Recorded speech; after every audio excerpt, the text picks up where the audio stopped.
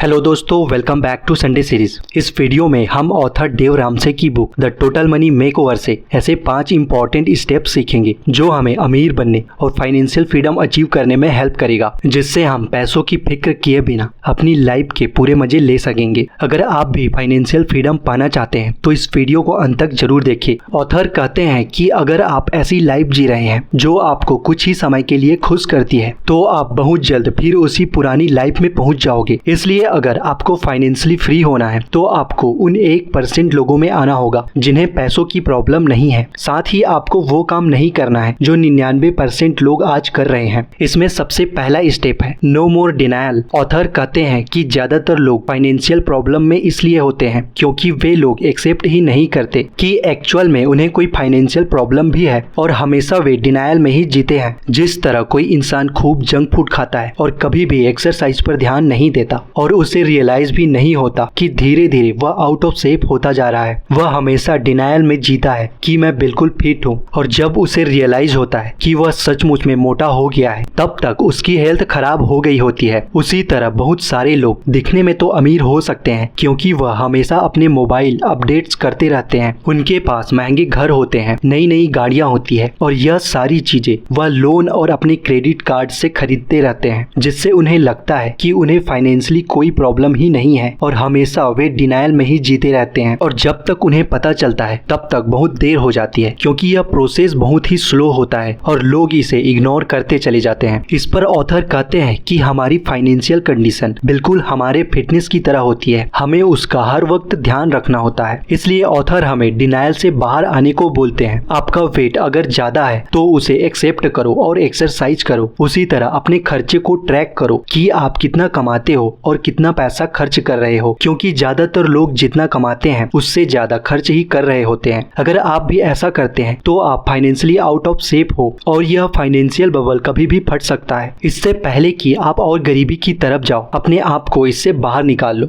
दूसरा स्टेप है start your emergency fund. जब भी हमें कोई इमरजेंसी होती है तो उन दिनों को ऑथर ने रेनी डेज का नाम दिया है, और इस इमरजेंसी फंड को ऑथर ने अम्ब्रेला बताया है। जिस तरह बारिश से हमें यह अम्ब्रेला बचाता है, उसी तरह जब कोई इमरजेंसी आती है उस वक्त यह इमरजेंसी फंड हमारे अम्ब्रेला की तरह काम करता है और हमें भीगने से बचाता है, यानी कि उस समय हमारे बहुत काम आता है। अब सवाल यह आता है कि हमें कितना फंड चाहिए इमरजेंसी फंड के लिए। ऑथर हमें $1000 सजेस्ट करते हैं, यानी कि लगभग 85,000 रुपए। लेकिन आपकी एटलीस्ट एक मंथ की सैलरी तो इमरजेंसी फंड में आपके पास होनी चाहिए, जिससे आपको इधर उधर पैसे मांगने की जरूरत ना पड़े। अब इमरजेंसी कैसे हो सकती है? अचानक से आपके घर में कोई मेडिकल इमरजेंसी आ जाए, या फिर आपकी जॉब चली जाए, या फिर आपके बिजनेस में बहुत बड़ा ही लॉस हो जाए। इस तरह की इमरजेंसी हो सकती है। इसलिए यह इमरजेंसी फंड लिक्विड फॉर्म में आपके पास होना चाहिए, मतलब कि इन पैसों को आपको स्टॉक में या म्यूचुअल फंड में या फिर रियल एस्टेट में इन्वेस्ट नहीं करना है। यह पैसे आपके पास तुरंत होने चाहिए, जिससे कि इमरजेंसी के टाइम पर आप तुरंत इन्हें काम में ले सके, और उस वक्त आपको किसी से पैसे मांगने की या फिर अपने क्रेडिट कार्ड को यूज करने की जरूरत ना पड़े। ऑथर कहते हैं कि उनके एक स्टूडेंट ने $1000 का कैश अपने घर के एक फोटो फ्रेम में छुपा कर रखा था, ताकि जब कोई इमरजेंसी आए वो उस फ्रेम को तोड़कर पैसे निकाल सके। आपको यह भी ध्यान रखना है कि आपका यह इमरजेंसी फंड आपको अपने शौक के लिए, जैसे कि बर्थडे पार्टी या फिर न्यू मोबाइल खरीदने जैसे काम में नहीं लेना है। जब वाकई में कोई इमरजेंसी आएगी तभी आप इस फंड का इस्तेमाल कर सकते हो। ऑथर ये भी कहते हैं कि अगर आप अपने इमरजेंसी फंड का इस्तेमाल कर लेते हो तो आपको वापस से इस इमरजेंसी फंड को जल्दी से जल्दी इकट्ठा करके रख देना है। तीसरा स्टेप है पे यूर डेब्ट विथ डेब्ट स्नोबॉल। अगर आप अपनी वेल्थ को बिल्ड करना चाहते हो तो आपकी सबसे पावरफुल वेपन होती है आपकी इनकम, और आपका सबसे बड़ा दुश्मन होता है आपके लोन्स, जिसे खत्म करने के लिए ऑथर हमें डेब्ट स्नोबॉल का यूज करने को कहते हैं। जैसे अगर आप एक छोटे से स्नोबॉल को एक बर्फीले पहाड़ से फेंकोगे तो वह नीचे आते आते एक विशाल स्नोबॉल का शेप ले लेता है, तो उसी तरह आपको आपके सारे लोन्स को छोटे से बड़े अमाउंट में खत्म करते जाना है। क्योंकि ऑथर का कहना है कि एक इंसान तभी मिलीनियर बन सकता है जब उस पर कोई भी लोन ना हो, क्योंकि आज के टाइम पर लोन्स मिलना बहुत ही आसान हो गया है। इसलिए हमें अपने सारे लोन्स एक ऑर्डर में लिख लेना है। सबसे पहले आपका सबसे छोटा लोन कौन सा है उसे लिख लो, उसके बाद उससे बड़ा, और फिर सबसे बड़ा लोन, और फिर आपको सबसे पहले सबसे कम अमाउंट वाले लोन को खत्म करना है। एग्जाम्पल के लिए, अगर आपने अपने दोस्त से 10,000 रुपए ले रखे हैं और आप हर मंथ उसे 1000 रुपए पे करते हो। दूसरा लोन जिसमें आपने EMI पर एक लैपटॉप ले रखा है जिसके लिए आप हर मंथ 2000 रुपए पे करते हो। और तीसरा लोन जिसमें आपकी कार की EMI जाती है और आप उसमें से हर मंथ 5000 रुपए कार की EMI पे करते हो। अब मान लो कि आप हर महीने 10,000 रुपए सेव करते हो, तो सबसे पहले आपको आपके दोस्त के 10,000 रुपए पे करने हैं, जिससे कि आप पहले महीने में उस लोन से फ्री हो जाओगे। उसके बाद आपको आपके लैपटॉप का सारा अमाउंट जितना जल्दी हो सके उसे पे करना है। फिर बस सारा ध्यान आपको आपके कार के लोन को खत्म करने में लगाना है, जिससे कि आप सबसे छोटे लोन को एक ही बार में पे कर पाओ और बचे हुए पैसों को अगले लोन में लगा दो। इसी तरह आप अपने सारे लोन्स को खत्म कर सकते हो। इस स्टेप में होम लोन को काउंट नहीं करना है और सारे लोन्स हमें इसी तरह खत्म करनी है। और जब हमारा सबसे छोटा लोन खत्म हो जाएगा तो हमें एक अचीवमेंट वाली फीलिंग आएगी और हमें मोटिवेशन मिलेगा अगले लोन को खत्म करने का। जिस तरह अगर आप जिम जाते हो और आपको पहले ही वीक में अपनी बॉडी में चेंजेस दिखाई देते हैं तो आप नेक्स्ट वीक में और ही ज्यादा एक्साइटेड रहते हो, और वही मोटिवेशन आपको आपके सबसे छोटे लोन को खत्म करने के बाद मिलेगा और आप फाइनेंशियल फ्रीडम को अचीव करने की जर्नी में आगे बढ़ते जाओगे। चौथा स्टेप है फिनिश द इमरजेंसी फंड। मान लो कि अब हमारे ऊपर कोई भी लोन नहीं बचा है और हमारे पास एटलीस्ट 75,000 रुपए भी होंगे, तो अब टाइम है हमें हमारे इमरजेंसी फंड को पूरा करने का। अब हम में से कई लोग सोचेंगे कि यार पहले भी तो हमने इस इमरजेंसी फंड की बात की थी, लेकिन यह स्टेप कहता है कि हमारे पास लिक्विड फॉर्म में कम से कम इतने पैसे होने चाहिए जिससे कि हम अगले 6 महीनों का खर्चा निकाल सके। यानी कि आपके महीने का खर्चा 50,000 रुपए है, तो आपके पास 50,000 गुना 6 बराबर 3 लाख रुपए आपके पास लिक्विड फॉर्म में होने चाहिए। ऑथर कहते हैं कि इमरजेंसी कभी भी बुरा वक्त बताकर नहीं आता। ऐसे वक्त में आपको अगले कुछ महीने तक पैसों की टेंशन नहीं रहेगी और आप आसानी से अपनी नई जॉब इतने टाइम में ढूंढ ही लोगे। इसलिए आपके पास कम से कम 6 महीने का इमरजेंसी फंड हर वक्त होना चाहिए। अब कई लोगों को लगेगा कि यार इन पैसों को तो मैं इन्वेस्ट कर देता, मुझे अच्छे रिटर्न मिल जाएंगे, लेकिन ऑथर इसके लिए मना करते हैं। वह बोलते हैं कि यह पैसा आपके इंश्योरेंस के लिए है, इसलिए हो सकता है कि आपको इससे अच्छे रिटर्न ना मिले, लेकिन बुरे वक्त में यही आपके काम आएंगे। इसलिए इतना फंड हमारे पास होना ही चाहिए। इसी के साथ 5वां स्टेप है इन्वेस्ट एंड एंजॉय। अब तक आपको लग रहा होगा कि ऑथर हमें एंजॉय ही नहीं करने दे रहे हैं, लेकिन ऑथर का मानना है कि फ्रीडम मिलने के बाद एंजॉय करने का मजा ही अलग होता है, क्योंकि अब आपके सर पर कोई भी लोन बाकी नहीं होगा और अब आपके पास इमरजेंसी के लिए अच्छा खासा फंड भी पड़ा होगा। तो अब आप जो पैसा कमा रहे हो उन्हें इन्वेस्ट करना स्टार्ट कर दो और बचे हुए पैसों से अपनी लाइफ को एंजॉय करो। अब आपको सिर्फ आपकी फाइनेंशियल फिटनेस को मेंटेन करके रखना है। जब आप जिम में बहुत मेहनत करके एक अच्छा शेप ले लेते हो तो उसके बाद आपको उतना वर्कआउट नहीं करना होता है और आप तब भी अपनी फिटनेस को मेंटेन रख सकते हो। उसी तरह जब आप अपने आप को फाइनेंशियली सिक्योर कर लेते हो तो ऑथर हमें अपनी इनकम का कम से कम 15% इन्वेस्ट करने को बोलते हैं, जो कि आपके फ्यूचर को सिक्योर रखेगा। इसके लिए आप अपने पैसों को स्टॉक में, बॉन्ड्स में या फिर म्यूचुअल फंड इनमें इन्वेस्ट कर सकते हो और आपका एम होना चाहिए अपनी इन्वेस्टमेंट में से 15% रिटर्न जनरेट करने का। और जब आप यह रिटर्न अचीव कर लोगे तो सही मायने में आप अमीर बनने के रास्ते पर चलना स्टार्ट कर दोगे और बहुत ही जल्दी फाइनेंशियल फ्रीडम भी हासिल कर लोगे। तो दोस्तों ये थे ऑथर डेव रामसे की book the total money makeover के 5 इंपॉर्टेंट स्टेप्स, जिनका सही यूज करके आप भी फाइनेंशियल फ्रीडम अचीव कर सकते हैं। आई होप इस बुक की समरी आपको अच्छी लगी होगी और आपने कुछ नया जरूर सीखा है। आपको ये लर्निंग कैसी लगी नीचे कमेंट बॉक्स में कमेंट करके जरूर बताइए, ताकि हम ऐसी नॉलेजेबल और लाइफ एजुकेशन वीडियो आपके लिए लाते रहें। मिलते हैं नेक्स्ट वीडियो में, तब तक के लिए जय हिंद।